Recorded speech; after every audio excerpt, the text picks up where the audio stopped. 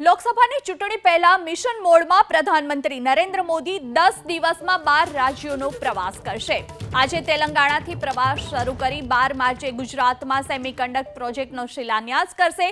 PM Telangana, Tamil Nadu, Odisha, પશ્ચિમ બંગાળ, બિહાર, જમ્મુ કાશ્મીર, असम, अरुणाचल प्रदेश, उत्तर प्रदेश, गुजरात, राजस्थान और दिल्लीનો પ્રવાસ કરશે।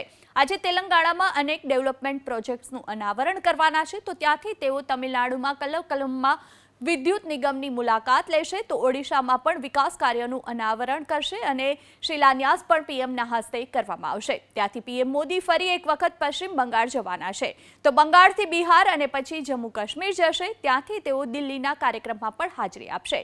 દિલ્હીથી પીએમ મોદી આસામ જવા માટે રવાના થશે, તો અરુણાચલમાં એક ટનલનું ઉદ્ઘાટન પણ પીએમના હસ્તે થશે અને ઈટાનગરમાં વિકાસ કાર્યો લોન્ચ કરશે।